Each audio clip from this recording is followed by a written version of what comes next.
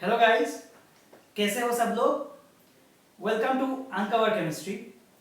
आज हम लोग हेलो एल्केन का केमिकल प्रॉपर्टीज के बारे में पढ़ने वाले हैं। तो before going to haloalkanes I will start chemical properties of haloalkane first. First I will finish this part, then I will go to haloarine part. ठीक है, तो इस क्लास को देखने से पहले पहले तुम लोग हेलोएल्केन का जो प्रिपरेशंस के ऊपर 3 वीडियो मैंने बनाया था वो वीडियो को अच्छे से देख लेना। ठीक है, तो आज के क्लास में हम लोग देखने वाले हैं केमिकल प्रॉपर्टीज ऑफ हेलोएल्केन्स। मतलब हेलोएल्केन्स तो प्रिपेयर तो हम लोगों ने कर लिया, अभी प्रिपेयर कर लिया, तो अभी इसका काम क्या है, तो इससे हम लोग और क्या क्या बना सकते हैं और हेलोएल्केन किस टाइप ऑफ रिएक्शन में पार्टिसिपेट करता है, वो सब आज हम लोग देखने वाले हैं। ठीक है, तो उसमें पहले मैं बोलूंगा कि किस किस टाइप का रिएक्शन शो करता है हेलोएल्केन। उसके बाद मैं बोलूंगा आज हम लोग क्या करने वाले हैं। यहाँ पे लिखा ही है SN2 रिएक्शन। आज हम लोग स्पेसिफिकली SN2 रिएक्शन ही देखने वाले हैं। तो फर्स्ट ऑफ ऑल हेलोएल्केन क्या क्या रिएक्शन देते हैं। नंबर 1, हेलोएल्केन फर्स्ट देता है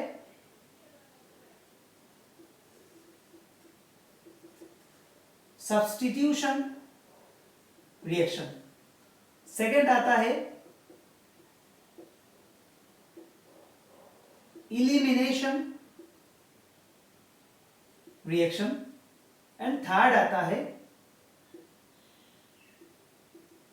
रिएक्शन विथ मेटल्स। तो एक्चुअली ये 3 मैंने क्यों लिखा है, क्योंकि ये 3 हम लोग को पढ़ना होगा, ये 3 हम लोग को पढ़ना होगा ये सिलेबस में। ठीक है, इतना ही सिलेबस में है हमारा। तो अभी देखो हम लोग आज जो पढ़ेंगे वो है सब्स्टिट्यूशन रिएक्शन। ये दो हम लोग सेपरेट वीडियो इसके लिए होगा। अभी रहेगा सब्स्टिट्यूशन रिएक्शन। सब्स्टिट्यूशन रिएक्शन खुद बहुत बड़ा एक चैप्टर है, मैं दिखाऊंगा, मैं कोशिश करूंगा जितना शॉर्ट में जितना इजी तरीके से मैं इसको तुम लोगों को समझा पाऊं। बहुत ध्यान से वीडियो को ऑब्जर्व करना। ठीक है, तो लेट्स गेट इनटू इट। हम लोग सब्स्टिट्यूशन रिएक्शन स्टार्ट करते हैं। Substitution reaction first of all क्या होता है, नाम में ही लिखा है सब्स्टिट्यूशन रिएक्शन, मतलब वो किसी चीज को सब्स्टिट्यूट कर रहा है। ठीक है, तो मैं एक रिएक्शन दिखाता हूं। सब्स्टिट्यूशन रिएक्शन क्या होता है, पकड़ लो हमारे पास एक हेलोएल्केन है, पकड़ लो ये वाला हेलोएल्केन CH3Br पकड़ लो, CH3Br पकड़ लो, ये एक हेलोएल्केन है। उसको अगर हम लोग कोई हमारे पास पकड़ लो एक न्यूक्लियोफाइल है, न्यूक्लियोफाइल मतलब किसको बोलते हैं, न्यूक्लियोफाइल एक निगेटिवली चार्ज स्पीसीज होता है, निगेटिवली चार्ज स्पीसीज होता है। न्यूक्लियोफाइल एक निगेटिवली चार्ज स्पीसीज होता है और न्यूट्रल चार्ज स्पीसीज होता है, और न्यूट्रल भी हो सकता है। जो किसी भी पॉजिटिव सेंटर को जाके अटैक करता है उसको बोलते हैं न्यूक्लियोफाइल, न्यूक्लियस लविंग। तो इसको पकड़ लो एक कोई न्यूक्लियोफाइल जिसके पास लोन पेयर ऑफ इलेक्ट्रॉन है और एक्स्ट्रा पेयर ऑफ इलेक्ट्रॉन है। तो ये क्या करेगा, ये जाके इस CH3 को अटैक करेगा और Br को निकाल देगा। तो इसका ये मैकेनिज्म को अगर देखेंगे हम लोग तो आराम से हम लोग पता चल रहा है यहाँ पे क्या हो रहा है, CH3 यहाँ पे न्यूक्लियोफाइल हो गया और Br माइनस यहां से निकल के चला गया। वेरी सिंपल मैकेनिज्म है ये, देखो बहुत ही सिंपल मैकेनिज्म है। क्या हुआ यहाँ पे, CH3 को एक न्यूक्लियोफाइल ने रिप्लेस कर दिया। अभी मैं एक और एग्जांपल देता हूं, पकड़ लो CH3 Br है हमारे पास और अभी न्यूक्लियोफाइल है OH माइनस। तो क्या होगा, इस Br को OH माइनस रिप्लेस कर देगा। CH3 यहाँ पे आ जाएगा OH और यहाँ पे आ जाएगा Br माइनस। मैं एक और रिएक्शन देता हूं, CH3 CH2 पकड़ लो I है हमारे पास और अभी न्यूक्लियोफाइल कुछ ऐसा है, पकड़ लो O CH3 माइनस, ये भी एक न्यूक्लियोफाइल है। तो ये पूरा ग्रुप I को रिप्लेस कर देगा, CH3 CH2 O CH3। तो इसको सब्स्टिट्यूशन रिएक्शन बोलते हैं। देखो यहाँ पे Br को न्यूक्लियोफाइल ने सब्स्टिट्यूट किया। तो अभी हम लोग को सब्स्टिट्यूशन रिएक्शन क्या है इतना तो पता चल गया। अभी हम लोग देखेंगे इसका एग्जैक्ट मैकेनिज्म क्या होता है, सब्स्टिट्यूशन रिएक्शन का एग्जैक्ट मैकेनिज्म क्या होता है। ठीक है, तो देखो पकड़ लो मैं यही रिएक्शन लेके तुम लोगों को समझाता हूं, पकड़ लो यही रिएक्शन लेके मैं तुम लोगों को समझाता हूं। CH3 Br plus OH minus, यहां पे आके लगा क्या, CH3 OH plus Br minus. तो ये सब्स्टिट्यूशन रिएक्शन का दो टाइप का मैकेनिज्म होता है, दो टाइप का। एक होता है बाइमोलिकुलर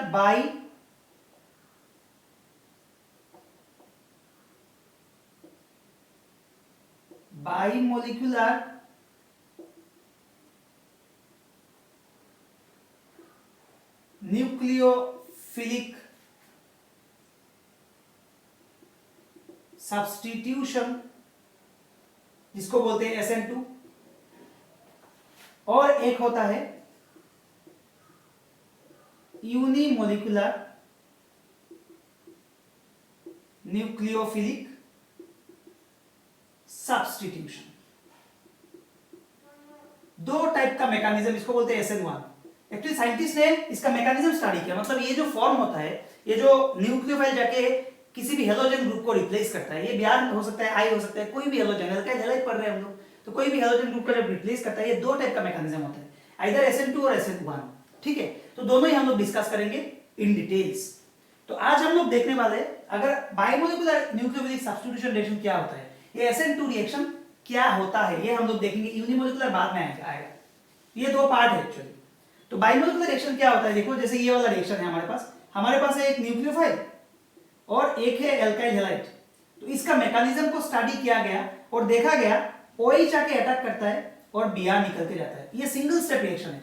ये क्या रिएक्शन है, CH3 OH plus Br minus. ये एक सिंगल स्टेप रिएक्शन है, स्टेप 1, ओनली स्टेप 1 ही है इसका, सिंगल स्टेप रिएक्शन है, एक ही स्टेप में रिएक्शन हो जाता है। ठीक है, तो देखो ये जो एक स्टेप में रिएक्शन हुआ ना, तो यही उसका rate determining step. This step is it's rate determining step. मतलब अगर हम लोग इस रिएक्शन का रेट निकालेंगे तो rate is equal to, rate proportional to होगा कंसंट्रेशन ऑफ इसका ये क्या है, एल्काइल हैलाइड, और ये है न्यूक्लियोफाइल, क्योंकि ये एक न्यूक्लियस को जाकर अटैक कर रहा है पॉजिटिव, क्योंकि यहाँ पे इसका पॉजिटिव चार्ज है, यहाँ पे इसका नेगेटिव चार्ज है। Br इलेक्ट्रोनेगेटिव है, तो इलेक्ट्रॉन को खींच रहा है, making CH3 a positive centre. इतना क्लियर? तो न्यूक्लियोफाइल और एल्काइल है, तो इस रिएक्शन का जो रेट है ये proportional to concentration of alkyl halide as well as concentration of nucleophile. मतलब इस रिएक्शन का रेट, मतलब रिएक्शन कितना एक्सटेंट में with a particular time frame, कितना एक्सटेंट में रिएक्शन कंप्लीट हो रहा है, इसको बोलते हैं रिएक्शन रेट। मतलब रिएक्शन कितना स्पीड से आगे फॉरवर्ड डायरेक्शन में जा रहा है, मतलब रिएक्शन कितना एक्सटेंट तक होगा, वो हम लोग रेट से निकाल सकते हैं केमिकल काइनेटिक्स। तो इसका रेट डिपेंड करता है दोनों का कंसंट्रेशन के ऊपर, क्योंकि ये मैकेनिज्म बोल के दे रहा है, देखो जितना ये होगा ये उसको इतना अटैक करेगा, जितना ये होगा इसके ऊपर ये अटैक कर सकता है। तो दोनों के कंसंट्रेशन के ऊपर इस रिएक्शन का रेट डिपेंड कर रहा है। क्लियर? तो अभी देखो, तो इसका अगर रेट को अगर इक्वल करेंगे हम लोग, एक कांस्टेंट आ जाएगा सामने, क्या आएगा, rate constant and alkyl halide and nucleophile. ठीक है, तो इसका रेट डिपेंड करता है concentration of alkyl halide and concentration of nucleophile. मतलब इतना पता चला कि ये जो रिएक्शन है सब्स्टिट्यूशन रिएक्शन, इस रिएक्शन में रेट टोटल दो रिएक्टेंट के ऊपर डिपेंड करता है, दो रिएक्टेंट के कंसंट्रेशन के ऊपर। तो इसीलिए हम लोग इस रिएक्शन का जो ऑर्डर है, इस रिएक्शन का ऑर्डर होता है 2, इस रिएक्शन का ऑर्डर होता है 2, ये बहुत ही इंपॉर्टेंट है। इस रिएक्शन का जो ऑर्डर है, ऑर्डर होता है 2, क्योंकि इस रिएक्शन का रेट दोनों रिएक्टेंट का कंसंट्रेशन के ऊपर डिपेंड करता है। इसीलिए इस रिएक्शन का नाम है बाइमोलिकुलर, दो मोलिक्यूल है ना, बाइमोलिकुलर न्यूक्लियोफिलिक, क्योंकि एक न्यूक्लियोफाइल जाकर रिएक्शन कर रहा है, सब्स्टिट्यूशन रिएक्शन, क्यों, Br को सब्स्टिट्यूट कर रहा है, इसलिए इसका नाम है bimolecular nucleophilic substitution reaction, SN2। Substitution nucleophilic and 2, nucleophilic substitution and 2, मतलब इसका रेट ऑर्डर 2 है। रेट दोनों के ऊपर डिपेंड करता है, concentration of alkyl halide, concentration of nucleophile. Very simple, इतना ही है बेसिक एक SN2 रिएक्शन का।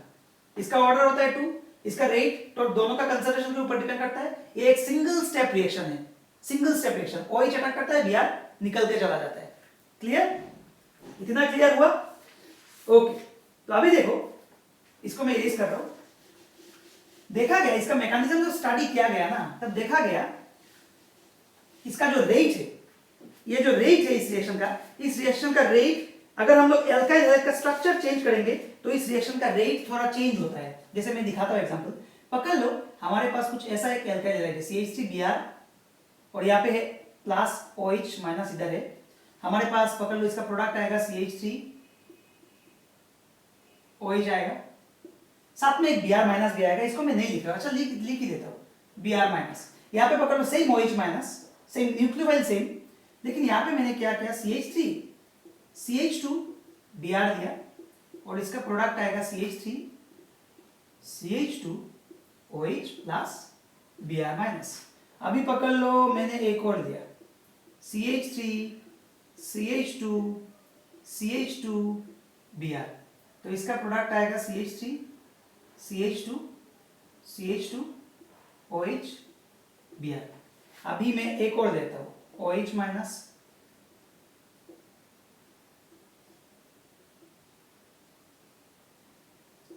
Br, तो यहां पे क्या आएगा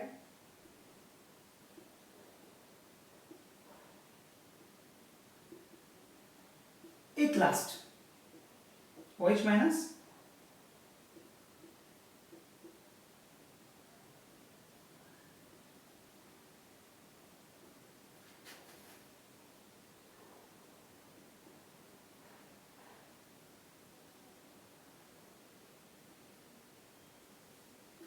ऐसा कुछ।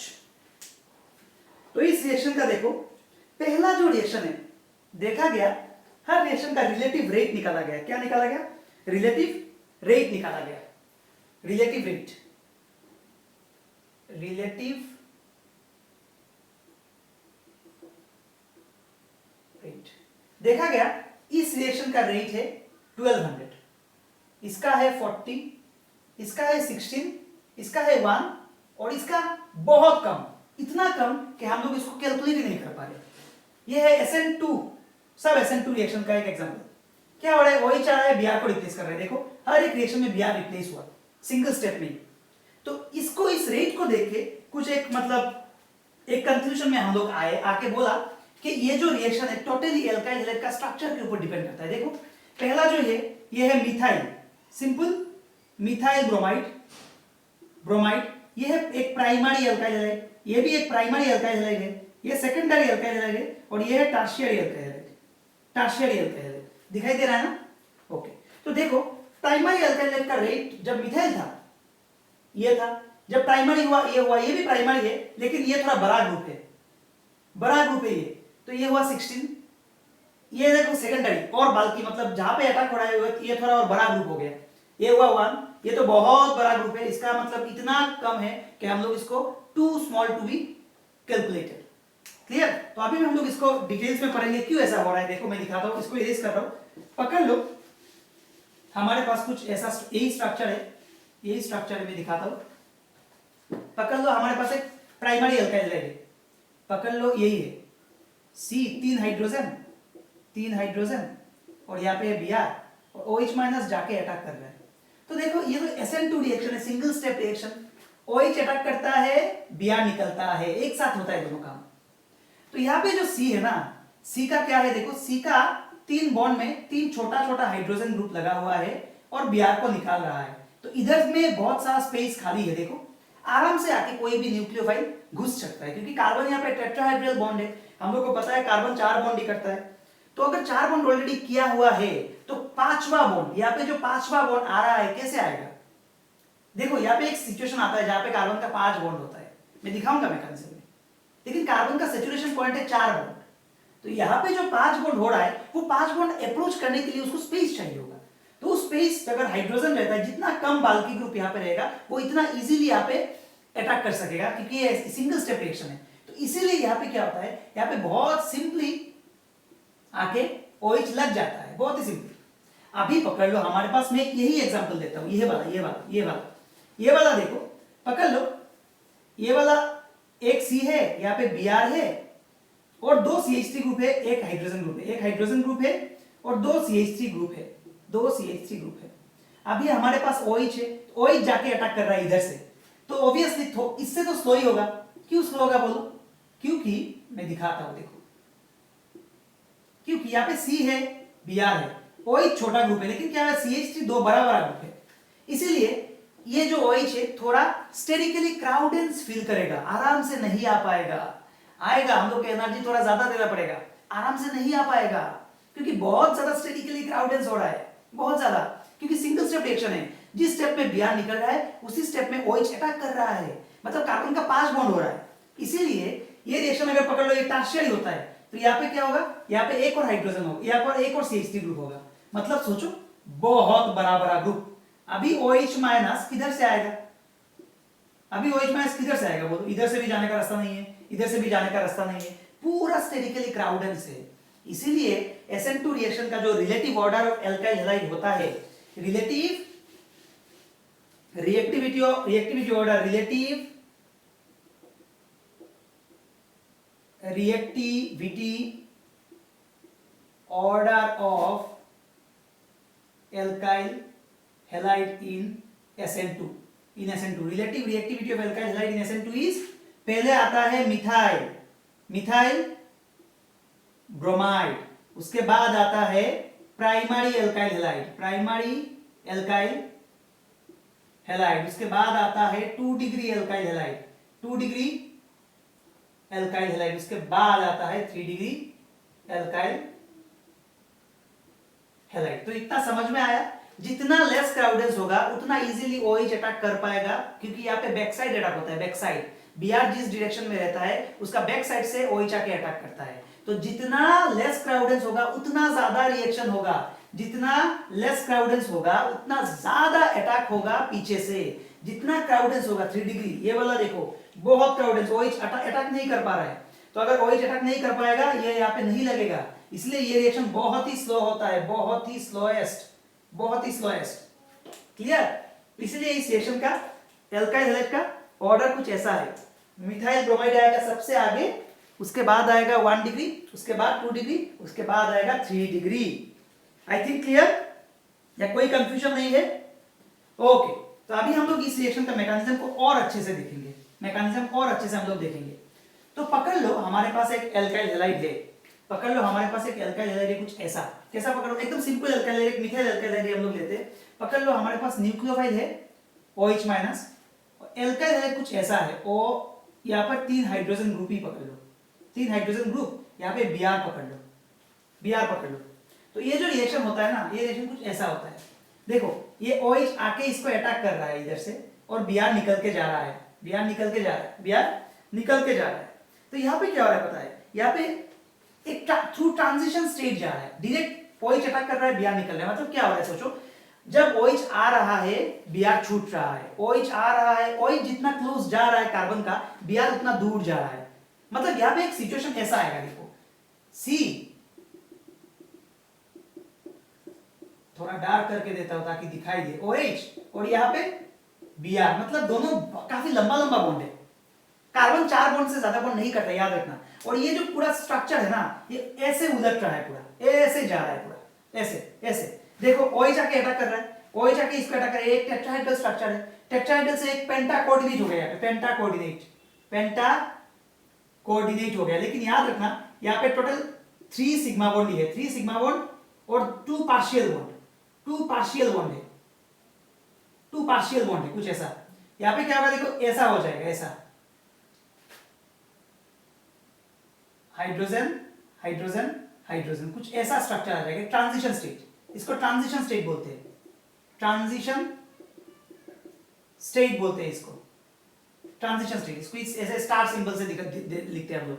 तो यहाँ पे क्या हो रहा है देखो, कार्बन पे OH आ रहा है, Br निकल रहा है, ये पूरा कॉन्फ़िगरेशन घूम रहा है, ऐसे घूम रहा है। तो Br जितना छूटेगा और टाइम जाएगा, OH इधर अप्रोच कर रहा है, Br इधर अप्रोच कर रहा है, OH इधर अप्रोच कर रहा है, Br इधर अप्रोच कर रहा है। तो एक टाइम आएगा जब OH पूरा सॉलिड बॉन्ड कर लेगा और Br पूरा टूट के चला जाएगा, तब क्या होगा, ये कॉन्फ़िगरेशन पूरा उल्टा हो जाएगा। देखो अच्छे से, ऐसे था ना ये कॉन्फ़िगरेशन, जो उसका प्रोडक्ट जो आएगा कुछ ऐसे आएगा, C हाइड्रोजन तीनों इधर आ जाएंगे और OH इधर आ जाएगा, देखो ये जो कॉन्फ़िगरेशन था, इसका जो कॉन्फ़िगरेशन था, या भी ये जो कॉन्फ़िगरेशन है, दोनों में डिफरेंस है, ये इन्वर्टेड हो गया, उल्टा हो गया, इन्वर्टेड, इसको वेल्डन इन्वर्शन भी बोलते हैं, क्या बोलते हैं, वेल्डन इन्वर्शन भी बोलते हैं इसको, क्योंकि यही पहले साइंटिस्ट थे जिन्होंने बोला था इस टाइप ऑफ रिएक्शन में ऐसे इन्वर्शन ऑफ कॉन्फ़िगरेशन होता है, इन्होंने फर्स्ट ऑब्जर्व किया था, इसलिए इसको वेल्डेन इन्वर्शन बोलता है। तो याद रखना ये सब रिएक्शन में हमेशा हमेशा SN2 में हमेशा इन्वर्शन ऑफ कॉन्फ़िगरेशन होता है, 100% इन्वर्शन ऑफ कॉन्फ़िगरेशन होता है। मतलब स्टार्टिंग मटेरियल का जो कॉन्फ़िगरेशन रहेगा प्रोडक्ट का उल्टा कॉन्फ़िगरेशन रहेगा, उल्टा, ठीक उल्टा हो जाएगा। एक ये वेल्डेन ने बोला था, इसको कुछ ऐसे ऑब्जर्व करो, एक बहुत ही तूफान आया, हम लोग छाता लेके घूम रहे हैं, हम लोग छाता लेके जा रहे हैं। छाता कैसे होता है दिखने में? छाता कुछ ऐसा होता है दिखने में।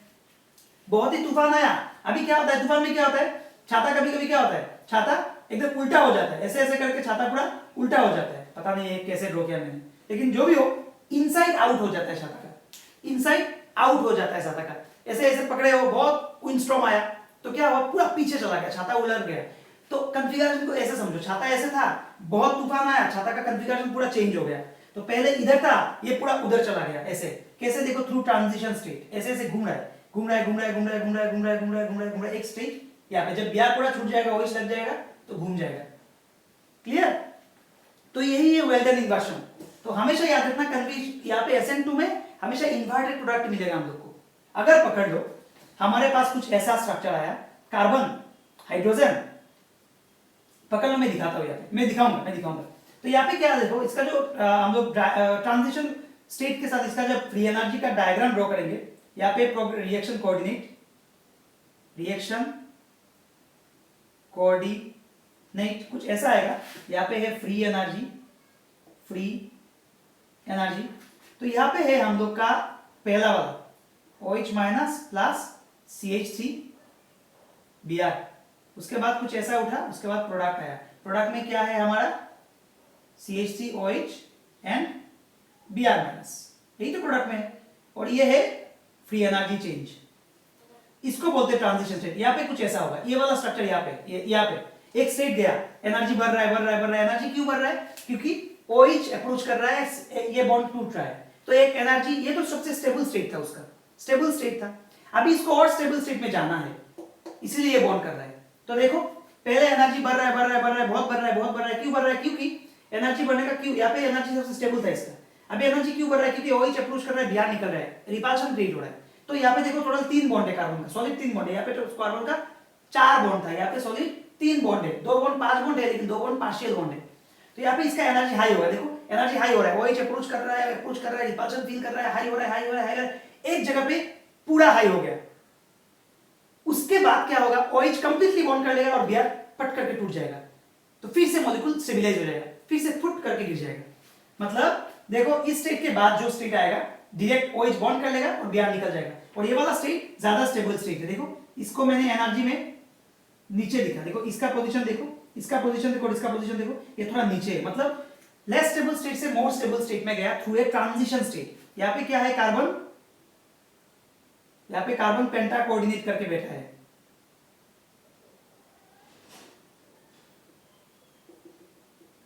Br OH, ये ट्रांजिशन स्टेट है, याद रखना। यहाँ पे दोनों के ऊपर एक्चुअली एक निगेटिव चार्ज रहता है, ये भी पार्शियली निगेटिव, ये भी पार्शियली निगेटिव ही रहेगा, क्योंकि OH आके घुस रहा है और Br क्या हो रहा है, Br छूट रहा है। तो दोनों के ऊपर ये पार्शियली निगेटिव चार्ज होगा। समझ में आया पूरा, या कोई कंफ्यूजन है? और क्यों इन्वर्शन ऑफ कॉन्फ़िगरेशन होता है? आई थिंक ये भी तुम लोगों को पूरा समझ में आ गया। SN2 रिएक्शन समझ में आया पूरा।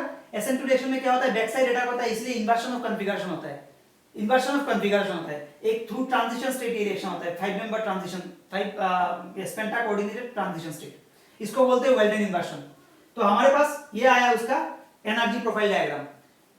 लो state, high energy state, transition state कुछ ऐसा स्टेट है, अगर यहाँ पे हम लोग कोई मार्बल को रखेंगे, वो मार्बल किसी भी डायरेक्शन में गिर जाएगा, इधर लेफ्ट और राइट डायरेक्शन में गिर जाएगा। ट्रांजिशन स्टेट कुछ ऐसा एक पॉइंट है, एक ऊंचा कुछ एक पॉइंट है, ऐसा कुछ समझ लो। मतलब इसका लेफ्ट साइड जाने से हम लोग को रिएक्टर में आ जाएंगे और राइट साइड जाने से हम लोग को प्रोडक्ट मिल जाएगा। ट्रांजिशन स्टेट एक ऐसा पॉइंट है जहां पे इधर जाने से रिएक्टेंट, इधर जाने से प्रोडक्ट आ जाएगा। सडन ड्रॉप होगा एनर्जी में, इधर भी देखो सडन ड्रॉप हो रहा है, इधर भी देखो सडन ड्रॉप हो रहा है। क्लियर? तो ओके, तो अभी देखेंगे, मैं एक दिखाता हूं, ये इरेज कर लो, अभी पकड़ लो, हमारे पास कुछ ऐसा एक रिएक्शन है, इसकी तरह ही कुछ रिएक्शन है, इसका प्रोडक्ट तो हम लोगों ने देख लिया ना। पकड़ लो, हमारे पास OH माइनस है और यहाँ पे C, यहाँ पे पकड़ लो H, यहाँ पे कुछ भी पकड़ सकते हो, इसको H दे दो इसको पकड़ लो CH2CH3, इसको पकड़ लो CH3, इसको पकड़ लो Br।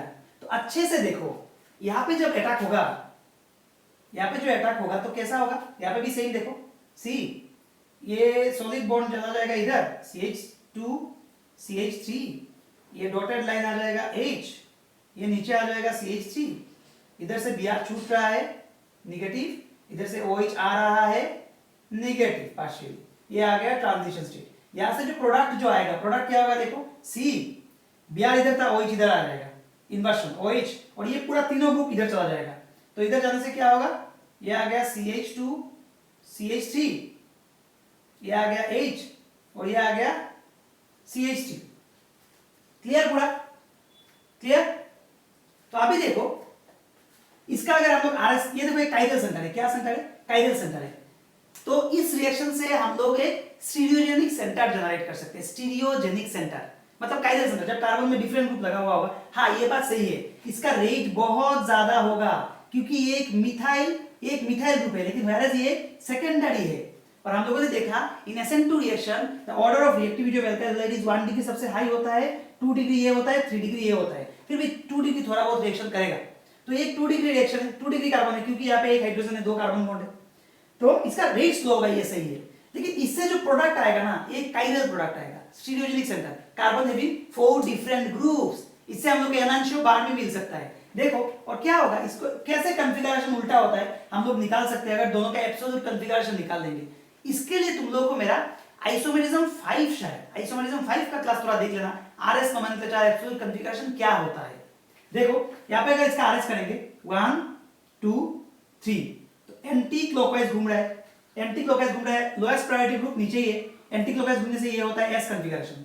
इसको देखो 1 2 3 4, इधर जा रहे हैं 1 2 3, क्लॉकवाइज घूम रहा है और लोएस्ट प्रायोरिटी ग्रुप नीचे है, तो ये आ गया R कॉन्फ़िगरेशन। देखो S कॉन्फ़िगरेशन था, R कॉन्फ़िगरेशन हो गया, मैंने बोला था कॉन्फ़िगरेशन चेंज होता है। तो ये हम लोग एब्सोल्यूट कॉन्फ़िगरेशन निकालने से आराम से देख सकते हैं, कोई भी S होगा तो R आ जाएगा, R होगा तो S आ जाएगा SN2 रिएक्शन में, अगर वापस स्टीरियोजेनिक सेंटर है तो। इसमें तो ऐसा कुछ नहीं होगा क्योंकि यहाँ पे तीनों ही सेम ग्रुप है। क्लियर। तो ये सब SN2 रिएक्शन का फीचर्स है, इसको हम लोग को अच्छे से समझना होगा। क्लियर इतना तक पूरा ओके। अभी हम लोग देखेंगे SN2 रिएक्शन किस किस के ऊपर डिपेंड करते हैं। एक तो देखा एल्काइल का स्ट्रक्चर, जितना लेस क्राउडेंस होगा उतना अच्छा होगा SN2 रिएक्शन। अभी और भी कुछ कुछ फैक्टर के ऊपर डिपेंड करता है, वो हम लोग अभी देखेंगे, ठीक है। ओके तो अभी हम लोग देखेंगे किस किस चीज के ऊपर rate of SN2 reaction depend करता है। देखो फर्स्ट आता है स्ट्रक्चर ऑफ एल्काइल हैलाइड के ऊपर। फर्स्ट जो हम लोगों ने देख लिया, स्ट्रक्चर ऑफ एल्काइल हैलाइड देख लिया हम लोगों ने, देख लिया 1 डिग्री 2 डिग्री 3 डिग्री, सामने मिथाइल आता है, लिख ही देता हूं मैं, मिथाइल, उसके बाद 1 डिग्री, उसके बाद 2 डिग्री, उसके बाद 3 डिग्री। रेट सबसे ज्यादा होता है मिथाइल का क्योंकि लेस क्राउडेंस होता है, क्योंकि ये सिंगल स्टेप रिएक्शन होता है। अभी हम लोग देखेंगे लिविंग ग्रुप के ऊपर भी डिपेंड करता है, लिविंग ग्रुप के ऊपर भी डिपेंड करता है। Number 2 leaving group, number 3 nucleophile के ऊपर भी डिपेंड करता है, न्यूक्लियोफाइल के ऊपर भी डिपेंड करता है, एंड नंबर 4 सॉल्वेंट के ऊपर डिपेंड करता है। ये 4 चीजों को हम लोग को अच्छे से समझना है, किस किस चीजों के ऊपर डिपेंड करता है। First structure of alkyl halide, ये हम लोग को पता चल गया कैसे डिपेंड करता है। अभी देखेंगे लिविंग ग्रुप, उसके बाद न्यूक्लियोफाइल, उसके बाद सॉल्वेंट, ठीक है। तो अभी हम लोग आते हैं लिविंग ग्रुप में। लिविंग ग्रुप कैसा होने से रिएक्शन रेट फास्ट होगा, जैसे मैं दिखाता हूं, बहुत ही सिंपल सा रिएक्शन। हम न्यूक्लियोफाइल को सेम ही रखते हैं और लिविंग ग्रुप को चेंज करते हैं। पकड़ लो कुछ ऐसा I, तो यह आया क्या होगा CH3 CH2, I को रिप्लेस करके OH आएगा और I माइनस, पकड़ लो OH माइनस, यहाँ पे CH3 CH2, I नहीं अभी है Br, CH3 CH2, यहाँ पे आया OH plus Br minus, OH minus CH3 CH2 Cl, CH3 CH2 OH, Cl को OH रिप्लेस कर रहा है। ये सिंपल सब्स्टिट्यूशन रिएक्शन है जो हम लोगों ने अभी तक पढ़ा, वही लिख रहा हूं मैं और कुछ नहीं, जस्ट मैं समझा रहा हूं K से लिविंग ग्रुप चेंज होने से रिएक्शन रेट चेंज होता है। जैसे हम लोगों ने देखा structure of alkyl halide change होने से K से रिएक्शन रेट चेंज होता है, ठीक वैसे ही लिविंग ग्रुप चेंज होने से K से रिएक्शन रेट चेंज होता है। देखो अच्छे से, इसका जो रेट है रिलेटिव रेट है, ये रिलेटिव रेट इसका है 30,000, इसका है 20,000, इसका है 10,000 और इसका है 1, इसका है 1, सॉरी ये है 10,000, ये है 10,000, ये है 200। तो देखो अच्छे से न्यूक्लियोफाइल हर जगह में सेम है। यहाँ पे क्या हो रहा है, न्यूक्लियोफाइल जाके अटैक कर रहा है, आई निकल रहा है, न्यूक्लियोफाइल जाके अटैक कर रहा है, बीआर निकल रहा है, बॉन्ड को लेके निकल रहा है। याद रखना, ये बॉन्ड को दिखाना बहुत जरूरी है। इसको अटैक कर रहा है, ये बॉन्ड लेके निकल रहा है, इसको अटैक कर रहा है, ये बॉन्ड लेके निकल रहा है। सब एक reaction, SN2 reaction, all are SN2 reactions, all are SN2 reactions. तो यहां पे देखो जब I माइनस निकला तो रेट बहुत ज्यादा है, Br माइनस ये है 200 है, इसका बहुत कम है, और फ्लोरीन के साथ ये रिएक्शन बहुत कम हो रहा है क्योंकि इसका रेट सिर्फ 1 है इन कंपैरिजन टू दैट। ऐसा क्यों? मतलब एल्काइल हैलाइड में कौन सा हैलाइड ग्रुप लगा है इसके ऊपर भी डिपेंड करता है। याद रखना I minus is better living group than Br minus, which is better living group than Cl minus, which is better living group than F minus. इस ट्रेंड को हमेशा याद रखना। तो याद रखो यहाँ पे न्यूक्लियोफाइल अटैक कर रहा है और कोई एक लिविंग ग्रुप लीव कर रहा है। मैंने उस दिन भी बोला था, मेरा प्रिपरेशन का कुछ नंबर 2 या 3 क्लास में बोला था, लिविंग ग्रुप का लिविंग एबिलिटी ज्यादा होना पड़ेगा ताकि कोई आके अटैक करे वो लीव करके चला जाए। तो देखो यहाँ पे OH माइनस जब यहाँ पे अटैक कर रहा है, I निकल रहा है, I as a living group बहुत स्टेबल है, I minus is a very good living group. अभी क्यों बोलो ये I माइनस इज क्यों अच्छा लिविंग ग्रुप है? क्योंकि ये I माइनस ये लिविंग ग्रुप टेंडेंसी है, लिविंग ग्रुप, लिविंग एबिलिटी, ये जो टेंडेंसी लिखा ये लिविंग एबिलिटी है, लिविंग एबिलिटी I माइनस सबसे ज्यादा, उसके बाद Br, उसके बाद Cl, उसके बाद F। क्यों? क्योंकि I माइनस स्टेबल होता है। हम लोग अगर कंपेयर करेंगे रिलेटिव स्टेबिलिटी देखेंगे I माइनस स्टेबल होता है। क्यों? देखो हमारे पास ये है I माइनस, ये है Br माइनस, ये है Cl माइनस, ये है F माइनस। देखो सबके पास एक एक माइनस है। माइनस मींस क्या है? Minus means extra pair of electron. तो बोलो तो कौन सा माइनस ज्यादा स्टेबलाइज होगा? देखो I माइनस मींस बहुत बड़ा घर, यहाँ पे 2p, 3p, 4p, 5p। तो जितना प्रिंसिपल क्वांटम नंबर बढ़ रहा है साइज ऑफ ऑर्बिटल बड़ा हो रहा है। तो I माइनस का जो साइज है वो काफी बड़ा है, वो नेगेटिव चार्ज को अच्छे से एकोमोडेट कर पाता है, रिपल्शन नहीं होता है। Whereas I से Cl माइनस थोड़ा कम स्टेबल है, Cl से I से Br माइनस थोड़ा कम स्टेबल है, Br से Cl माइनस थोड़ा और कम स्टेबल है, Cl से F माइनस और थोड़ा कम स्टेबल है, मतलब F माइनस अनस्टेबल है। क्योंकि देखो नेगेटिव चार्ज छोटा मोटा घर है तो उसमें तो ऑलरेडी इलेक्ट्रॉन्स है ही, और एक्स्ट्रा पेयर ऑफ जो इलेक्ट्रॉन आएगा उसमें बहुत ज्यादा रिपल्शन होगा। तो याद सोचो अगर हमारे पास एक ऐसा सिस्टम है जहां पे ज्यादा रिपल्शन हो रहा है तो वो स्टेबल होगा या फिर अनस्टेबल होगा? अनस्टेबल होगा। वो अनस्टेबल होगा तो वो अगर अनस्टेबल है वो एज ए F माइनस रहना चाहेगा या फिर नहीं चाहेगा? नहीं चाहेगा, कभी रहना नहीं चाहेगा अगर अनस्टेबल है। Whereas I माइनस अगर F माइनस से कंपेयर करेंगे तो काफी स्टेबल है, वो रहेगा एटलीस्ट कुछ टाइम तो रहेगा। इसलिए I minus is a good living group, whereas F minus is a bad leaving group. I minus is a good living group. याद रखना जो बैड लिविंग ग्रुप होता है वो स्ट्रॉन्ग बेस होता है, वो स्ट्रॉन्ग बेस होता है। इन जनरल स्ट्रॉन्ग बेस होता है बैड लिविंग ग्रुप। मतलब उसको बैड लिविंग ग्रुप क्यों? क्योंकि वो नेगेटिव साथ के साथ स्टेबल नहीं है, इसलिए बैड लिविंग ग्रुप। तो अभी सोचो पकड़ लो F माइनस फॉर्म हो गया, यहाँ पे F माइनस फॉर्म हो गया तो वो तो नेगेटिव चार्ज के साथ स्टेबल नहीं है ना। तो क्या करेगा वो? जब जैसे ही नेगेटिव चार्ज बन जाएगा वो क्या करेगा? वो फट करके किसी पॉजिटिव चार्ज को अटैक करने का कोशिश करेगा। मतलब वो नेगेटिव स्टेट में नहीं रहेगा, वो फिर से बॉन्डिंग स्टेट में चला जाएगा। समझ में आ रहा है? फिर से बॉन्डिंग स्टेट में चला जाएगा। इसीलिए बोल रहे स्ट्रॉन्ग बेस या फिर स्ट्रॉन्ग न्यूक्लियोफाइल बोल सकते हो, स्ट्रॉन्ग न्यूक्लियोफाइल बोल सकते हो। इस पॉइंट पे मैं आ रहा हूं, रुको। अभी याद रखो I minus is a better leaving group, इसीलिए जितना अच्छा लिविंग ग्रुप होगा रेट ऑफ रिएक्शन इतना ही फास्ट होगा, क्योंकि लिविंग ग्रुप का लिविंग एबिलिटी ज्यादा है, OH आके अटैक करेगा वो लीव करेगा। इसीलिए ये रिएक्शन का ऑर्डर कुछ ऐसा है। क्लियर और नॉट क्लियर? क्लियर और not clear? I think clear. Leaving group का हम लोगों ने देख लिया। ओके, अभी हम लोग कैसे बोलेंगे कि कोई भी एक लिविंग ग्रुप कितना स्टेबल है और मतलब कैसे निकालेंगे? ये आई माइनस मैंने बोला स्टेबल है, आई माइनस अनस्टेबल है, कैसे निकालेंगे? देखो एक टेक्निक मैं दिखाता हूं, इसको मैं इरेज कर रहा हूं। टेक्निक कुछ ऐसा है,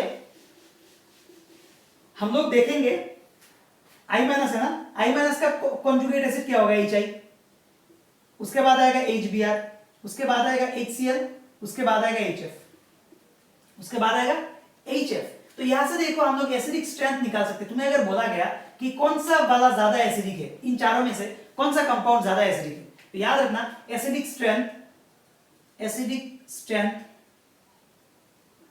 कुछ ऐसा है, कुछ ऐसा है। कैसे? ये हम लोग कैसे निकालेंगे? एसिडिक स्ट्रेंथ सबसे ज्यादा इसका है। क्यों? क्योंकि इसका जो कॉन्जुगेट बेस है, हमेशा याद रखना जब भी एसिडिक स्ट्रेंथ पूछेगा उसका कॉन्जुगेट बेस ड्रॉ कर लेना। तो उसका जो कॉन्जुगेट बेस है वो स्टेबल है। क्यों? उसका साइज बड़ा है, वो नेगेटिव को ज्यादा डिलोकलाइज कर पाता है, ज्यादा डिस्पर्स कर पाता है, इसीलिए वो नेगेटिव चार्ज को स्टेबलाइज कर लेता है। इसीलिए इसका कॉन्जुगेट बेस स्टेबल है का मतलब क्या है? कॉन्जुगेट बेस स्टेबल है मतलब ये एच आई टूटेगा।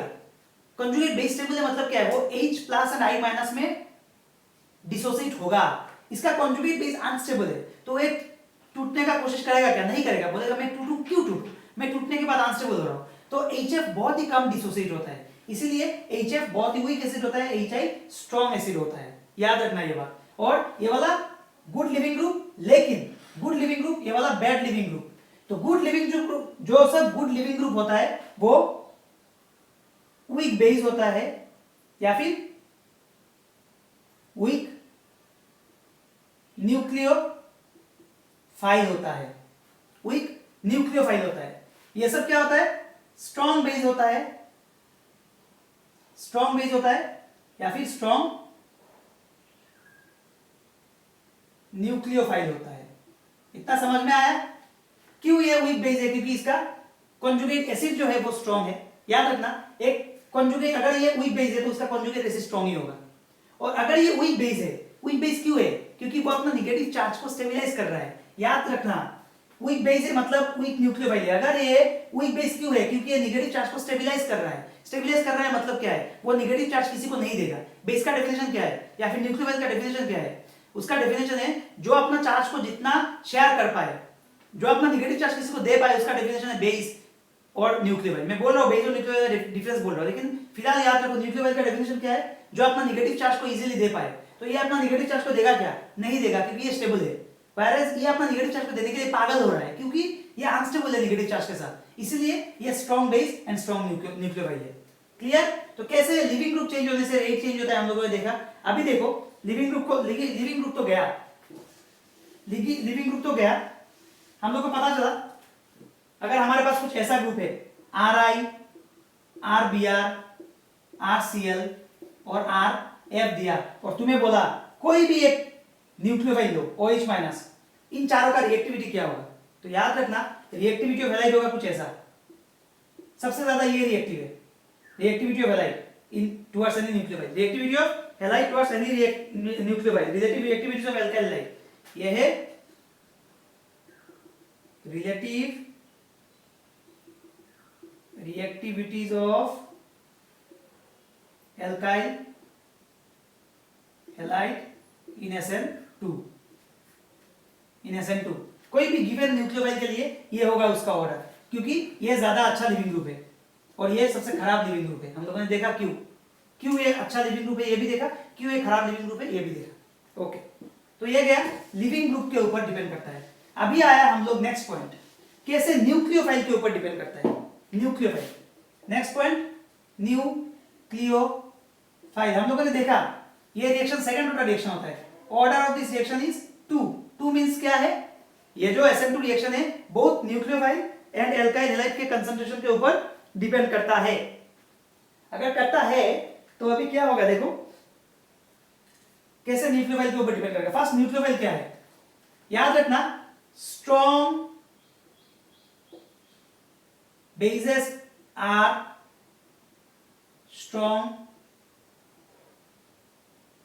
Nucleophile in general strong bases are strong nucleophile. Base वो सब्सटेंस है जो H प्लस को अटैक करता है, दोनों ही नेगेटिव स्पीसीज और न्यूट्रल स्पीसीज हो सकता है। बेस और न्यूक्लियोफाइल एक ही चीज है।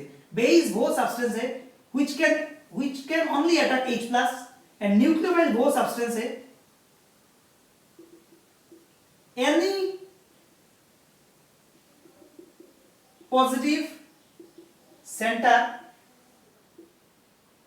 other than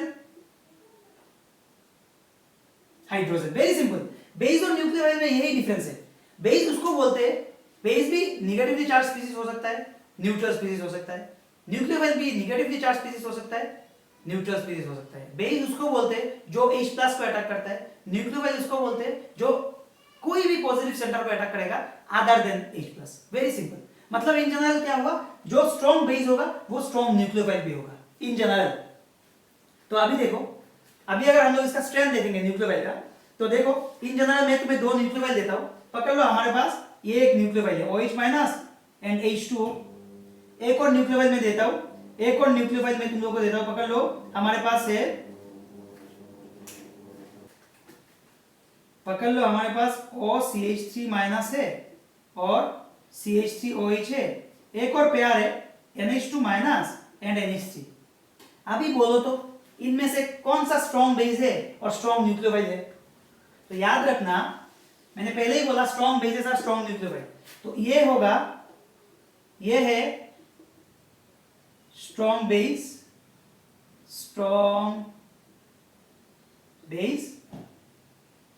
and strong nucleophile. ये होगा वीक बेस, वीक न्यूक्लियोफाइल। क्यों? हमेशा याद रखना, जो भी चार्ज स्पीसीज होगा वो स्ट्रॉन्ग बेस या फिर स्ट्रॉन्ग न्यूक्लियोफाइल होगा। यहाँ पे तो सिर्फ वो लोन पेयर से अटैक कर रहा है ना, वो खुद का इलेक्ट्रॉन है। वायरस यहाँ पे चार्ज है, चार्ज होता है, तो चार्ज होने से उसका अटैकिंग एबिलिटी भी ज्यादा ही होगा, तो वो स्ट्रॉन्ग बेस या फिर स्ट्रॉन्ग न्यूक्लियोफाइल ही होगा। याद रखना, charge species normal neutral species से ज्यादा स्ट्रॉन्ग बेसिसिटी होता है उसका, और स्ट्रॉन्ग न्यूक्लियोफिलिसिटी भी होता है। क्लियर? ओके। अभी समझो, तुम्हें एक ऑर्डर दिया, पकड़ लो, ये ऑर्डर है CH3 minus, OH minus, NH2 minus और F माइनस, और तुम्हें बोला arrange them in increasing order of nucleophilicity. Arrange them in increasing order of nucleophilicity. कैसे करोगे बोलो? कौन सा ज्यादा स्ट्रॉन्ग न्यूक्लियोफाइल होगा वो कैसे डिसाइड करेंगे? वो डिसाइड करेंगे उसका कॉन्जुगेट एसिड को देख के। अभी पता नहीं चल रहा है ना, just draw it's conjugate acid. देखो CH3 माइनस का कॉन्जुगेट एसिड क्या होता है? CH4। OH माइनस का कॉन्जुगेट एसिड क्या होता है? H2O। NH2 माइनस का कॉन्जुगेट एसिड क्या होता है? NH3। कॉन्जुगेट एसिड मतलब just add one hydrogen. F minus का HF। अभी देखो तो हमेशा याद रखना, conjugate strong conjugate base give weak conjugate acid or vice versa. Strong conjugate base will give weak conjugate acid or else weak conjugate base will give strong conjugate acid. तो यहाँ पे इसको कौन सा, किसका ज्यादा बेसिसिटी या फिर न्यूक्लियोफिलिसिटी हम लोग नहीं बोल पा रहे, इसको देखो तो बोल पाते हो या नहीं? बोलो तो आउट ऑफ दिस सबसे वीक एसिड कौन सा है? आउट ऑफ दिस सबसे वीक एसिड एल्केन होता है। तो वीक एसिड का सबसे, आउट ऑफ दिस 4 सबसे वीक एसिड एल्केन है, तो वीक एसिड का जो कॉन्जुगेट बेस होगा वो सबसे स्ट्रांग होगा। तो कॉन्जुगेट बेस अगर स्ट्रांग है उसका न्यूक्लियोफिलिसिटी भी स्ट्रांग होगा। तो सबसे आगे आएगा ये इंक्रीजिंग ऑर्डर लिखा ना, ओके, सबसे आगे आएगा इंक्रीजिंग ऑर्डर। तो सबसे लास्ट ऐसा कुछ आएगा हमारे पास। इसको डिक्रीजिंग ऑर्डर कर देते, कुछ भी कर सकते हो, डिक्रीजिंग इंक्रीजिंग। तो ये आएगा पहले, उसके बाद कौन आएगा बोलो? अभी इन तीनों में से सबसे ज्यादा, सबसे कम एसिडिक कौन सा है बोलो? सबसे कम एसिडिक है H2O NH3 और HF में NH3। तो उसका कॉन्जुगेट बेस जो होगा वो स्ट्रॉन्ग होगा, NH2 माइनस। उसके बाद सबसे वीक एसिड कौन सा है? HF और H2 में H2। तो उसके बाद आएगा OH। OH का जो उसका कॉन्जुगेट बेस जो होगा वो स्ट्रॉन्ग होगा। HF सबसे स्ट्रॉन्ग एसिड है, यहाँ पे सबसे स्ट्रॉन्ग एसिड है HF। आउट ऑफ दिस 4 सबसे स्ट्रॉन्ग एसिड है HF। तो उसका कॉन्जुगेट बेस होगा सबसे वीक, मतलब उसका न्यूक्लियोफिलिसिटी भी सबसे कम होगा। तो ये ऑर्डर होगा कुछ ऐसे, ये ऑर्डर होगा कुछ ऐसे। वेरी सिंपल, हम लोग इजीली निकाल सकते हैं कौन सा ज्यादा स्ट्रॉन्ग न्यूक्लियोफाइल है और कौन सा वीक न्यूक्लियोफाइल है, उसका कॉन्जुगेट एसिड को देख के। क्लियर? तो हमेशा याद रखना SN2 रिएक्शन में जितना स्ट्रॉन्ग न्यूक्लियोफाइल होगा उतना ही अच्छा होगा रिएक्शन। क्यों? क्योंकि हम लोगों ने देखा SN2 reaction depends on concentration of nucleophile. तो न्यूक्लियोफाइल के अगर ऊपर डिपेंड करता है तो स्ट्रॉन्ग न्यूक्लियोफाइल होने से रिएक्शन रेट भी ज्यादा ही होगा। और स्ट्रॉन्ग न्यूक्लियोफाइल कैसे डिसाइड करेंगे हम लोगों ने देख लिया। क्लियर? Okay, that's fine. अभी हम लोग देखेंगे सॉल्वेंट इफेक्ट, कैसे सॉल्वेंट इफेक्ट करता है हमको। अच्छा, सॉल्वेंट इफेक्ट में जाने से पहले मैं न्यूक्लियोफाइल का एक और एग्जांपल दिखाता हूं। तुम लोग बोलो तो, एक टास्क देता हूं तुम लोग को, तुम लोग बोलो तो out of F minus Cl minus Br minus and I minus मैं अगर ऐसा एक क्वेश्चन दिया, arrange them in decreasing order of nucleophilicity, मतलब यहां पे सबसे ज्यादा स्ट्रॉन्ग न्यूक्लियोफाइल कौन सा है बोल सकते हो? सबसे स्ट्रॉन्ग न्यूक्लियोफाइल कौन सा होगा बोलो? सबसे स्ट्रॉन्ग न्यूक्लियोफाइल होगा F माइनस। मैंने पहले ही बोला था I माइनस स्टेबल होता है, I माइनस स्टेबल होता है क्योंकि साइज बड़ा है। स्टेबल मींस वो रिएक्ट नहीं करेगा, स्टेबल मींस रिएक्ट नहीं करेगा, stable means weak base and weak nucleophile. ये होता है अनस्टेबल क्योंकि इसका साइज छोटा है, तो ये होगा strong base, strong base as well as strong nucleophile. तो अगर न्यूक्लियोफिलिसिटी देखेंगे तो F माइनस सबसे स्ट्रॉन्ग न्यूक्लियोफाइल होगा, then Cl minus, then Br minus, then I minus. याद रखना ये बात, याद रखना ये बात, कोई कंफ्यूजन नहीं है इसमें। तो अभी देखो हम लोग इसमें सॉल्वेंट इफेक्ट पढ़ते हैं, सॉल्वेंट इफेक्ट। नेक्स्ट आया सॉल्वेंट। सॉल्वेंट कैसे इफेक्ट करता है न्यूक्लियोफिलिसिटी के ऊपर, और सॉल्वेंट कैसे SN2 रिएक्शन को हैम्पर करता है। सॉल्वेंट दो तरीके का होता है, number 1 polar protic solvent, polar protic solvent, और number 2 polar aprotic solvent. Polar protic solvent कौन सा होता है? Like H2O, CH3OH, polar protic solvent.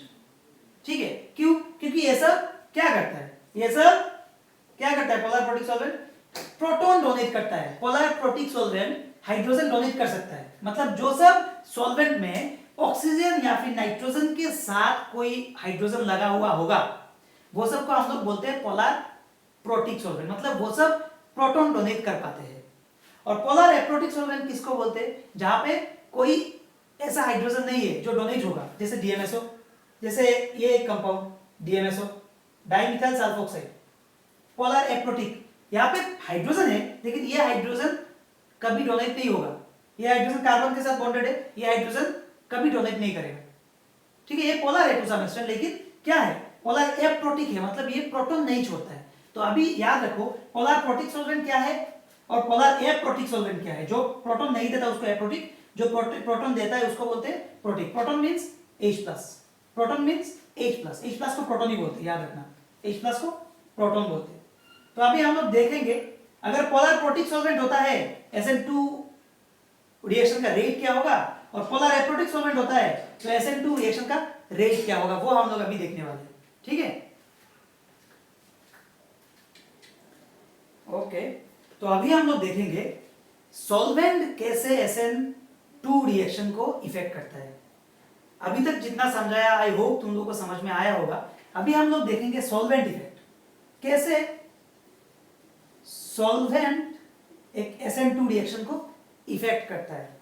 पकड़ लो, हमारे पास कुछ ऐसा एक रिएक्शन है, CH3X प्लस F माइनस, और ये रिवर्स क्या है, मतलब X को F रिप्लेस करेगा, हमारे पास है X माइनस। सिमिलरली मैं एक और रिएक्शन लेता हूं, CH3X प्लस पकड़ लो I minus, CH3I plus X minus. तो याद रखना यहाँ पे जो X है, एक कोई भी एक आयन है जो जिसका लिविंग एबिलिटी F माइनस से ज्यादा है, जिसका लिविंग एबिलिटी I माइनस से भी ज्यादा ही है। हमेशा याद रखना, जिसका लिविंग एबिलिटी ज्यादा है उसको ही कोई आयन रिप्लेस कर पाएगा। याद रखना, ये रिएक्शन होने के लिए F आके इसको अटैक कर रहा है, ये निकल रहा है, I माइनस आके इसको अटैक कर रहा है, ये निकल रहा है ना। कब निकलेगा? जब I माइनस से इसका लिविंग एबिलिटी ज्यादा होगा। उल्टा केस होने से ये रिएक्शन होगा ही नहीं। तो यहाँ पे X का लिविंग एबिलिटी ज्यादा है, यहाँ पे X का लिविंग एबिलिटी I माइनस से भी ज्यादा ही है, याद रखना। तो हम लोग को पता है nucleophilicity order, nucleophilicity order, nucleophilicity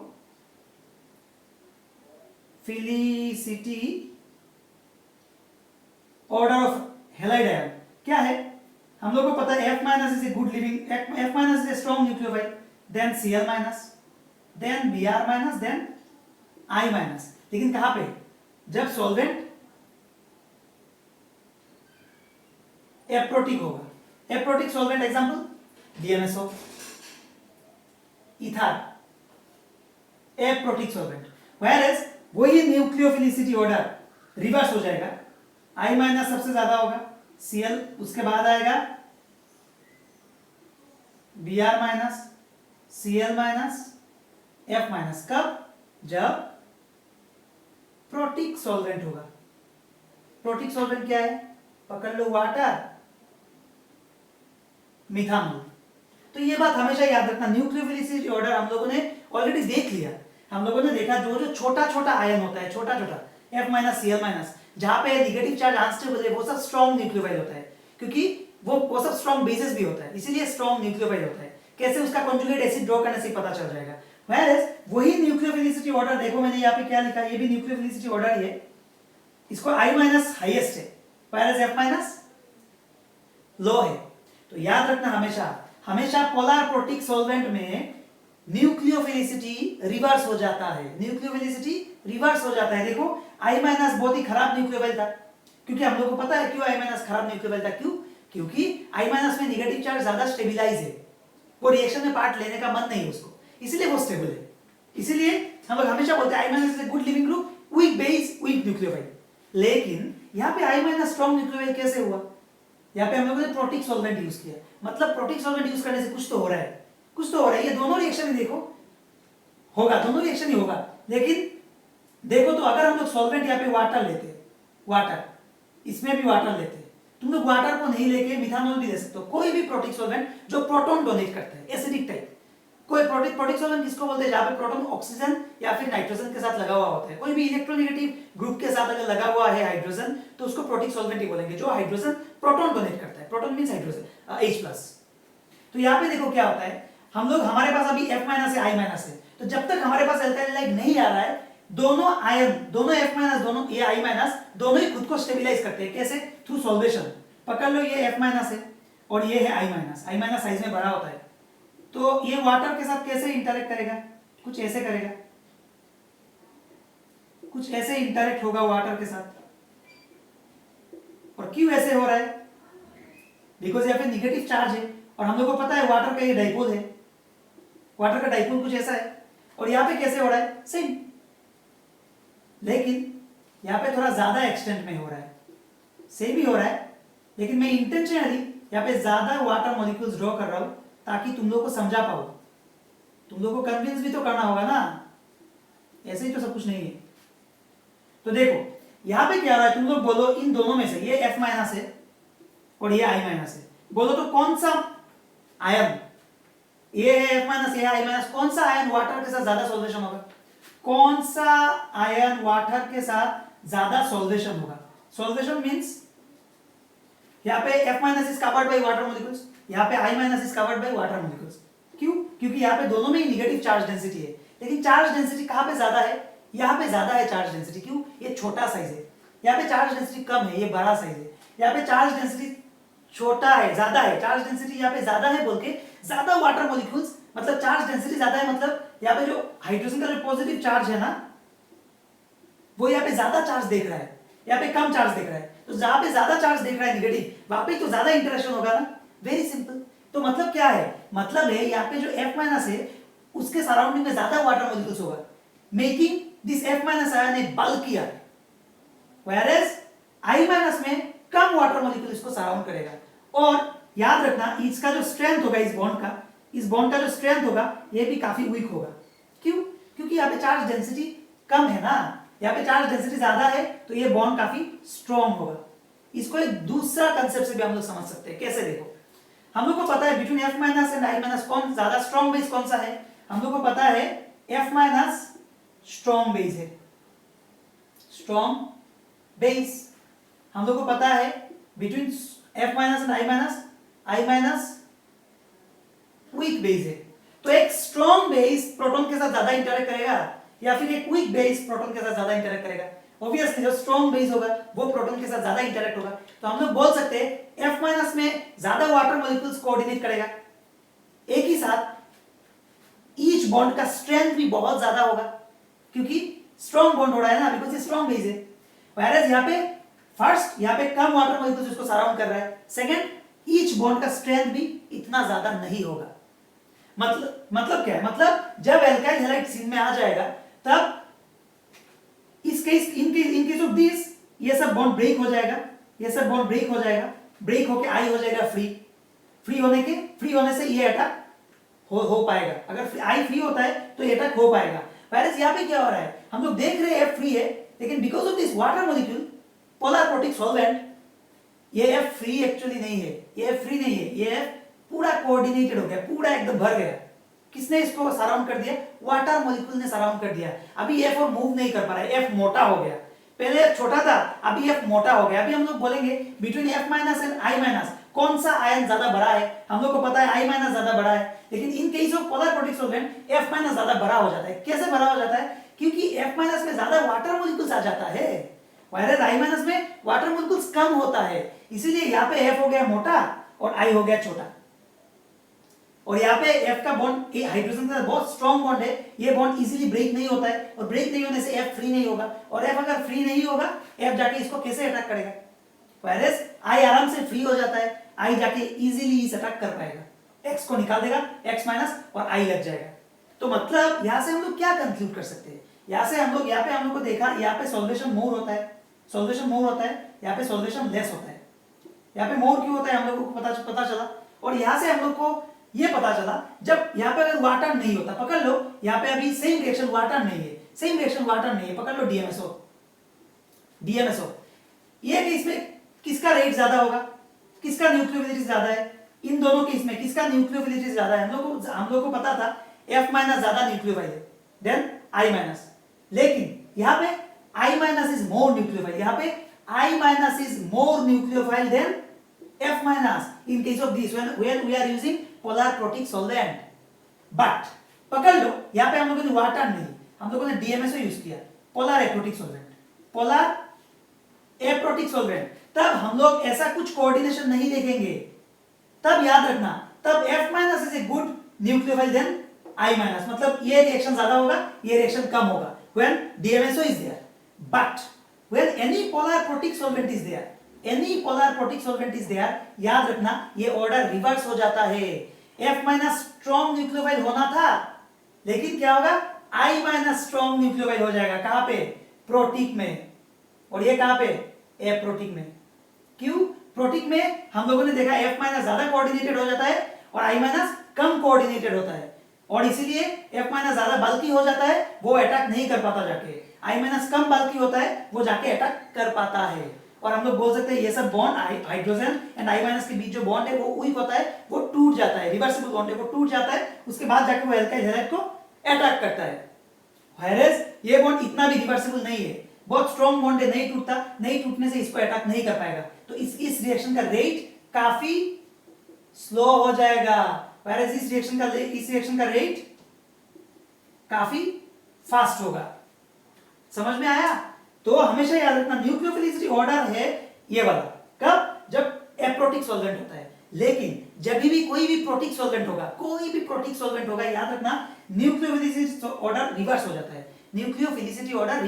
है। Strong nucleophile become weak nucleophile and weak nucleophile become strong nucleophile. देखो, weak nucleophile become strong nucleophile and strong nucleophile become weak nucleophile. In short, जितना छोटा आयन होगा उतना ज्यादा सॉल्वेशन होगा, और जितना ज्यादा सॉल्वेशन होगा उसका न्यूक्लियोफिलिसिटी कम हो जाएगा। Very simple. क्लियर? पूरा समझ में आया? तो यही है सॉल्वेंट इफेक्ट। तो SN2 रिएक्शन में तुम्हें पूछ सकता है पोलर प्रोटिक का क्या इफेक्ट होगा, पोलर एप्रोटिक का क्या होगा। पोलर प्रोटिक का कोई इफेक्ट नहीं है, पोलर एप्रोटिक का कोई इफेक्ट नहीं है। पोलर एप्रोटिक में जिसका न्यूक्लियोफिलिसिटी जितना है उतना ही रहेगा, लेकिन पोलर प्रोटिक में न्यूक्लियोफिलिसिटी रिवर्स हो जाता है, याद रखना ये बात।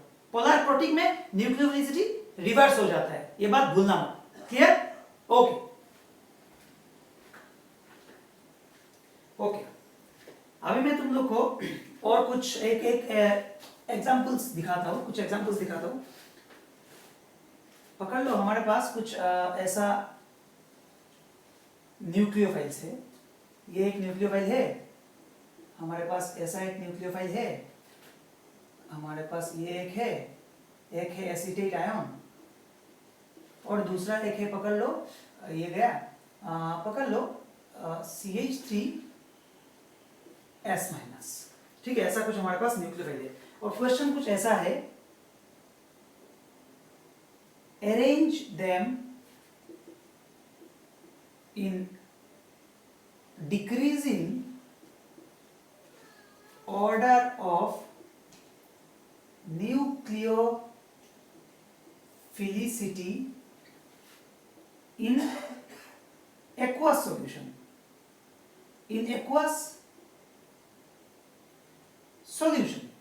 तो इसका आंसर तुम लोग को देना है। यहाँ पे कुछ 5 न्यूक्लियोफाइल तुम लोग को दिया है और बोला इस 5 न्यूक्लियोफाइल को हम लोगों को डिक्रीजिंग ऑर्डर में सजाना है। तो फर्स्ट ऑफ ऑल बोलो तो आउट ऑफ दिस 5 कौन सा ज्यादा सबसे वीक है?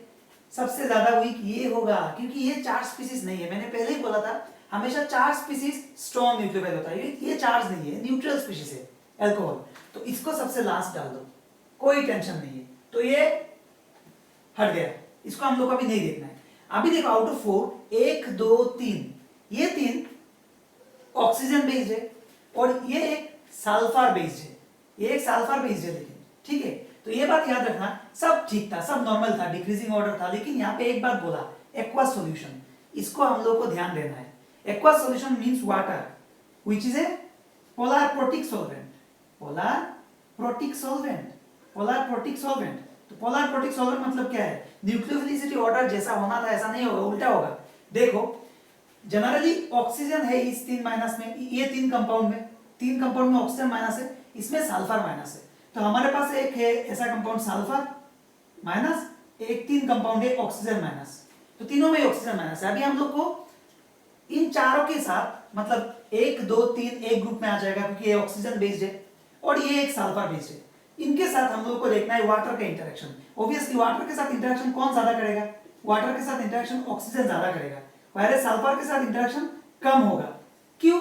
वही F फ्लोरीन एंड आयोडीन वाला concept, F minus and I minus वाला कांसेप्ट। सल्फर साइज बड़ा होता है, सल्फर का साइज बड़ा होता है। ठीक है, सल्फर का साइज बड़ा है मतलब क्या है? निगेटिव चार्ज ज्यादा स्टेबलाइज है, और हम लोग बोल सकते हैं चार्ज डेंसिटी यहाँ पे कम है, और साथ में एक ही बोल सकते हैं ये वीक बेस है। तो अगर वीक बेस है, oxygen based compound strong base होगा। ऐसा क्यों हो रहा है? क्योंकि ऑक्सीजन के नीचे सल्फर आता है पीरियोडिक टेबल में, तो सल्फर का साइज बड़ा है, तो सल्फर जो होता है वो वीक बेस होगा, वो अपना नेगेटिव चार्ज को ज्यादा स्टेबलाइज करके रख पाएगा, वो वाटर के साथ इतना अच्छा कोऑर्डिनेट नहीं कर पाएगा। तो क्या होगा? ये वाटर के साथ कोऑर्डिनेशन में इतना अच्छा नहीं जाएगा, whereas oxygen will be fully covered by water molecules. मतलब ऑक्सीजन कंटेनिंग जितना भी न्यूक्लियोफाइल्स होगा सब इतना स्ट्रॉन्ग नहीं होगा। सबसे स्ट्रॉन्ग कौन सा होगा? सल्फर, क्योंकि सल्फर कम कोऑर्डिनेटेड होगा और ऑक्सीजन बेस ज्यादा कोऑर्डिनेटेड होगा। वाटर ज्यादा वाटर मॉलिक्यूल्स ऑक्सीजन बेस जितना भी है सबको सराउंड कर लेगा, making it a bad nucleophile. तो सबसे स्ट्रॉन्ग न्यूक्लियोफाइल कौन सा होगा? CH3S-। उसके बाद कौन सा आएगा? देखो अभी बाकी रहा 3 ऑक्सीजन बेस्ड। अभी और वाटर को देखने का जरूरत नहीं है, क्योंकि तीनों ही ऑक्सीजन है, तीनों ही वाटर के साथ इक्वली बाइंड करेंगे। लेकिन अभी देखना है, ये तो 3 बेस है ना, 3 न्यूक्लियोफाइल मतलब 3 बेस। अभी इसका एसिड का स्ट्रेंथ देखो out of this acetic acid, ये कहां से आया? ये आया एसिटिक एसिड से। आउट ऑफ दिस थ्री इसका कॉन्जुगेट एसिड है वाटर, इसका कॉन्जुगेट एसिड है एसिड, और इसका कॉन्जुगेट एसिड क्या है? फेनॉल। इसका कॉन्जुगेट एसिड है फेनॉल। तो बोलो तो out of this 3 phenol, water and acid कौन सा ज्यादा स्ट्रॉन्ग एसिड है? स्ट्रॉन्ग एसिड है एसिटिक एसिड। तो स्ट्रॉन्ग एसिड का कॉन्जुगेट बेस जो होगा वो वीक होगा, तो एसिटिक एसिड को डालो यहां पे। Out of water and phenol कौन ज्यादा एसिडिक है? हम लोग को पता है phenol is more acidic then water. क्यों? क्योंकि फेनॉल का जो कॉन्जुगेट बेस है वो स्टेबल होता है थ्रू रेजोनेंस, इसलिए ये एसिड है। तो अगर ये एसिड है बिटवीन H2 एंड फेनॉल, अगर फेनॉल एसिडिक ज्यादा है उसका कॉन्जुगेट बेस क्या होगा? उसका कॉन्जुगेट बेस वीक होगा। अगर ये ज्यादा एसिडिक है इसका कॉन्जुगेट बेस वीक होगा, तो फेनॉल आएगा यहाँ पे। फेनॉल मींस ये वाला आएगा, फेनॉक्साइड आयन आएगा यहाँ पे, और उसके बाद आएगा OH माइनस। तो ये होगा न्यूक्लियोफिलिसिटी ऑर्डर। पहले आएगा सल्फर, उसके बाद ऑक्सीजन वाला ये 3, उसके बाद न्यूट्रल कंपाउंड। और सल्फर क्यों पहले आया ये समझ में आया? क्योंकि sulphur is a weak base. क्यों? ऑक्सीजन के नीचे आता है, सल्फर का साइज बड़ा है, वो अपना नेगेटिव चार्ज को काफी स्टेबलाइज कर लेता है, ऑक्सीजन से ज्यादा करता है। अगर ज्यादा स्टेबलाइज करता है तो वो वाटर के साथ कम कोऑर्डिनेट करेगा, क्योंकि हमारा एक्वा सॉल्यूशन बोला, तो वाटर के साथ अगर कम मतलब सॉल्वेज हुआ, हमारा सल्फर फ्री है, अगर फ्री है तो उसका न्यूक्लियोफिलिसिटी ज्यादा होगा। पहले ऑक्सीजन बेस्ड कंपाउंड वो सब फ्री नहीं है, वो वाटर के साथ पूरा कोऑर्डिनेटेड है, तो फ्री नहीं है तो उसका न्यूक्लियोफिलिसिटी भी कम हो गया। क्लियर?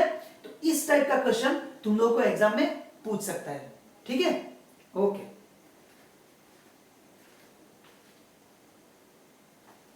अभी हम लोग SN2 का ही कुछ और एग्जांपल्स देखेंगे। जैसे पकड़ लो, हमारे पास कुछ ऐसा है CH3 CH2 Cl OH minus, तो ये क्या होगा? CH3 CH2 OH plus Cl minus. अभी पकड़ लो CH3 CH2 Cl ही पकड़ो, और पकड़ लो SH, ये वाला, तो ये न्यूक्लियोफाइल है, तो ये CH3 CH2 SH होगा। तो ये सब रिएक्शन SN2 का रिएक्शन है। पकड़ लो हमारे पास एक और रिएक्शन है CH3 CH2 Cl एंड पकड़ लो OR माइनस, एल्कोहल से आया है। अभी ये न्यूक्लियोफाइल है, ये जाके अटैक करेगा CH3 CH2 OR plus Cl minus. Clear? पकड़ लो हमारे पास कुछ, अभी एक न्यूट्रल देता हूं, neutral CH3 CH2 Cl plus पकड़ लो एल्कोहल है ROH। तो एल्कोहल कैसे टूटता है? याद रखना, एल्कोहल को कभी ऐसे तोड़ना मत, ऐसे मत तोड़ना, यहाँ से OH माइनस नहीं निकलेगा। लेकिन ये जनरल गलती करते हैं स्टूडेंट। ये एल्कोहल कैसे टूटता है? एल्कोहल ऐसे टूटता है RO माइनस और H प्लस निकल के चला जाता है, मतलब ये दोनों सेम ही है। यहाँ से ये ग्रुप जाके ये जो RO ग्रुप है ये यहाँ पे रिप्लेस करेगा Cl को, CH3 CH2 OR और क्या निकलेगा यहाँ से? HCl, इसका H और इसका Cl। समझ में आया? पकड़ लो हमारे पास एक और रिएक्शन है CH3 CH2I plus R NH2, तो इसका लोन पेयर जाके अटैक करेगा, इसको NH2 जाके अटैक करेगा, तो क्या होगा? इसको कुछ ऐसा होगा, ऐसे अटैक होगा, ये निकल के जाएगा SN2 रिएक्शन, CH2 और N 2H और एक R रहेगा, N लेकिन पॉजिटिव हो गया, तो अभी ये खींच देगा ये इस बॉन्ड को, क्योंकि N तो पॉजिटिव है। तो ये अल्टीमेटली क्या होगा? देखो CH3 CH2 NHR, एक सिर्फ एक H गया, एक H और यहाँ से I गया, सामने आया HI, बाई प्रोडक्ट आया HI। तो ये सब सब्स्टिट्यूशन रिएक्शन का एग्जांपल है। तो याद रखना, कोई भी चीज अगर एल्काइल हैलाइड हमारे पास है और कोई भी न्यूक्लियोफाइल है तो सब्स्टिट्यूशन रिएक्शन कुछ ऐसा ही होगा। हम लोगों ने देखा सब्स्टिट्यूशन रिएक्शन कैसे होता है, और सब्स्टिट्यूशन रिएक्शन मतलब उसका एल्काइल हैलाइड के ऊपर कैसे डिपेंड करता है, न्यूक्लियोफाइल के ऊपर कैसे डिपेंड करता है, सॉल्वेंट के ऊपर कैसे डिपेंड करता है, लिविंग ग्रुप के ऊपर कैसे डिपेंड करता है, सब चीज हम लोगों ने आज सीख लिया। ठीक है? तो ये सब SN2 रिएक्शन याद रखना। मेन SN2 रिएक्शन किस ऑर्डर में जाता है एल्काइल हैलाइड का? हमेशा याद रखना, मिथाइल सबसे आगे आएगा, methyl alkyl halide, then 1 degree, then 2 degree, then 3 degree, मतलब 3 डिग्री SN2 नहीं देगा, 3 डिग्री SN2 कभी नहीं देगा, 1 डिग्री सबसे अच्छा देगा, देन 2 डिग्री, 3 डिग्री नहीं देगा SN2। सिंपल बात है, SN2 नहीं देता 3 डिग्री। क्लियर? ओके, अभी हम लोग एक और लास्ट रिएक्शन, अच्छा एक और बात याद रखना, SN2 रिएक्शन रिवर्सिबल होता है क्या? SN2 रिएक्शन रिवर्सिबल होता है क्या? Reversibility of SN2 reaction. याद रखना SN2 रिएक्शन में हमेशा good living group is replaced by bad living group. देखो इस सब रिएक्शन में देखो यहाँ पे OH माइनस रिप्लेस किया Cl को। हमेशा याद रखना Cl minus is a good living group than OH minus. नहीं तो ये रिएक्शन देखो तो ये तो फॉर्म हो गया। अगर पकड़ लो OH माइनस एक अच्छा लिविंग ग्रुप होता Cl से तो क्या होता, इनिशियल अटैक होता OH माइनस Cl निकलता, लेकिन यहाँ पे क्या होता, फिर से Cl आके अटैक करता और OH फिर से निकल जाता, तो ये रिएक्शन रिवर्सिबल हो जाता। ये रिएक्शन रिवर्सिबल हो जाता। तो हमेशा याद रखना जो अच्छा लिविंग ग्रुप है वही लीव होता है, लेकिन यहाँ पे OH माइनस Cl से बेटर लिविंग ग्रुप नहीं है। अगर होता तो ये रिएक्शन रिवर्सिबल होता। तो ये रिएक्शन रिवर्सिबल होता, हमेशा याद रखना। यहाँ पे एक भी रिएक्शन रिवर्सिबल नहीं है, एक भी रिएक्शन रिवर्सिबल नहीं है। मैं दिखाता हूँ एक रिएक्शन, पकड़ लो। हमारे पास कुछ ऐसा है CH3 CH2 I और Br। ये जो रिएक्शन होगा CH3 CH2 ये Br I को रिप्लेस कर रहा है, यहाँ पे Br आ रहा है, यहाँ पे I आ रहा है। I और Br माइनस का living ability to some extent same है। तो ये रिएक्शन थोड़ा बहुत रिवर्सिबल हो सकता है, थोड़ा बहुत रिवर्सिबल हो सकता है। मतलब Br I को रिप्लेस किया, ये रेडी हो गया। अभी क्या करेगा, I जाके इसको रिप्लेस करेगा, हमारे पास ये आ जाएगा, हमारे पास ये आ जाएगा। एग्जैक्टली रिवर्सिबल नहीं है, लेकिन फिर भी जो भी हो Br से I minus better living group है, no doubt. I minus is a better living group, मतलब इस तरफ से नहीं होगा, थोड़ा होगा, थोड़ा। देखो दोनों का मैग्नीट्यूड मैंने सेम नहीं दिया, थोड़ा होगा।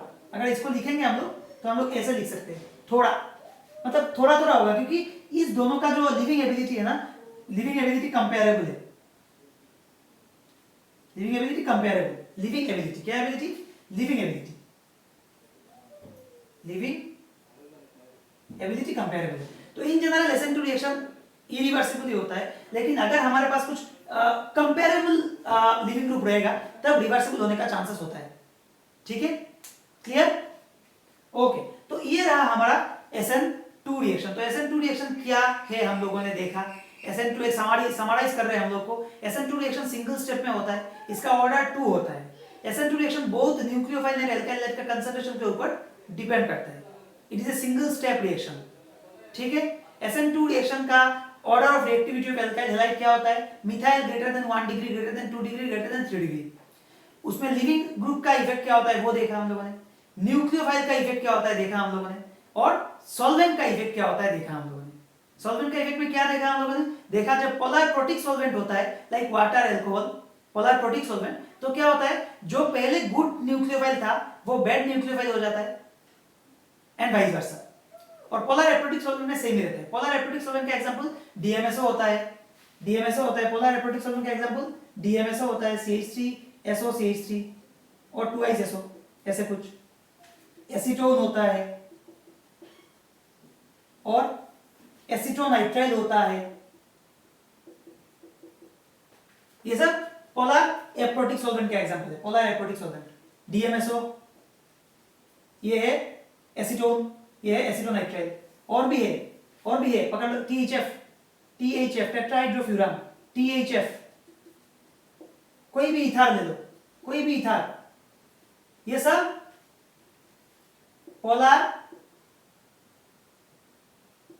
एप्रोटिक सॉल्वेंट होता है। पोलर एप्रोटिक सॉल्वेंट होता है जो प्रोटॉन नहीं देता। और पोलर प्रोटिक क्या होता है, पोलर प्रोटिक तो बहुत सारा है, वाटर है, मिथानॉल है, इथानॉल है, ये सब प्रोटॉन को छोड़ता है, ये सब प्रोटॉन को छोड़ता है, तो इसको बोलते हैं पोलर प्रोटिक, पोलर प्रोटिक। समझ में आया पूरा, कोई कंफ्यूजन नहीं है, ओके। तो होप तुम लोगों को ये क्लास अच्छा लगा होगा।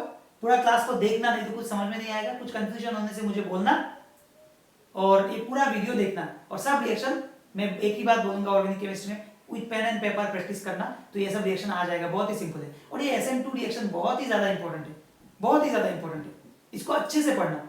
नेक्स्ट क्लास में हम लोग देखेंगे व्हाट आर SN1 रिएक्शंस। ठीक है, तो आज के लिए इतना ही, थैंक यू।